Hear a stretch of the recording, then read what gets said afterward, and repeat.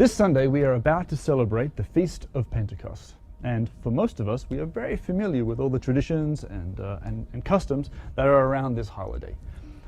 As disciples of Jesus, we always endeavor to become better followers of the Messiah. And we at Shoresh, we like to delve deep into the Hebrew scriptures and put the Bible in its Jewish context, learning more about what Jesus read and how he taught the Hebrew scriptures. And as a clear example of this would be the Feast of Pentecost. For most Christians, Pentecost is the giving of the Holy Spirit and the birth of the church. But there's more. And I would like to take the opportunity to show you another side of Pentecost that perhaps you haven't heard of before.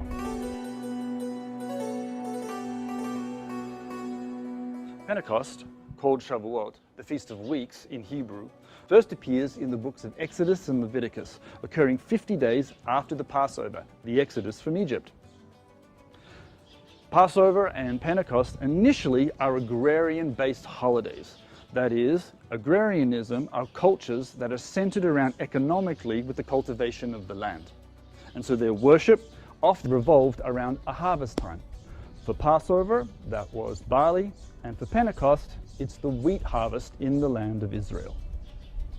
The rabbis noticed that it took 50 days to get from the Exodus of Egypt to Mount Sinai. And what happened at Mount Sinai?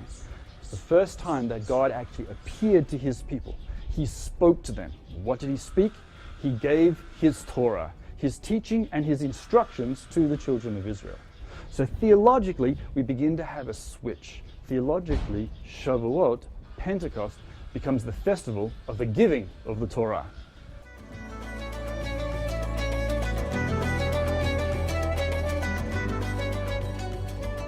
A close look at the text in Exodus 20 raises some very interesting questions. Most translations say of Exodus 20:18 that the people witnessed thunder and lightning as God spoke. But the Hebrew is a little more clearer than that. We have a look at the text in Shmot, Exodus 20:18. We read that Kol ha'am ro'im et hakolot ve'et halepedim ve'et kol hashofar. Literally, all the people saw voices, they saw fire, and they saw the voice of the shofar. Now this begs the question, how can you see voices? How can you see fires? And how can you see the voice of the shofar? In Jewish tradition, when God speaks, fire came out of his mouth. And those fires were also his voice. And there were multiple versions. As God spoke, it split into multiple fires. This explains why the people saw both fire and voice. King David records in 2 Samuel chapter 22, verse 9, that when God speaks, fire does indeed come out of his mouth. Jewish tradition records that as God spoke to the people of Israel, the fire came out of his mouth, split into 70 fires, each fire with a unique voice. Why 70? Where does that number come from? Actually, it comes from Genesis chapter 10, where we see the nations of the world. All the nations of the world are listed as 70 peoples, each one with a distinctive language. So in Jewish tradition, the giving of the Torah is something that occurs to all the world. It is something that involves fire, it involves multiple languages, and it involves God giving something to the people of the world. All of this becomes very theologically important with God's actions at the Feast of Shavuot. So what has all this got to do with Pentecost? Well, let me tell you. In Acts chapter 2, we read that the disciples were all together in one place. Now, most likely, that was actually the temple area. We also read in Acts chapter 2, verse 5, that there were Jews in Jerusalem from every nation under heaven. God had brought the world once again to his holy mountain. All of a sudden, we read that there is wind filling the temple, and miraculously, we see visible fire appear on the disciples. And they begin to speak in multiple languages, one language for each people group that is represented. God is once again speaking to all the world.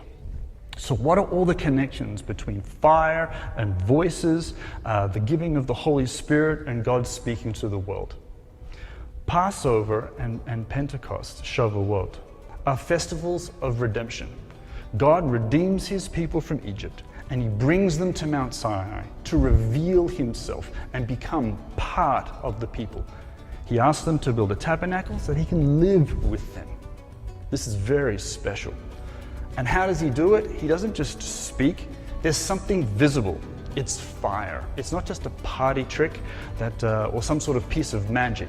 It has a deeper meaning than that. Fire, by the time of the New Testament, meant something. It meant God's presence. It meant God's redemption. It meant God's voice. And it now means the Holy Spirit. And so as we gather at Pentecost, and we think fire, and we think languages, then think a little deeper. Know that it's a lot more. These fires, the way God speaks to the world, is about his love and his redemption.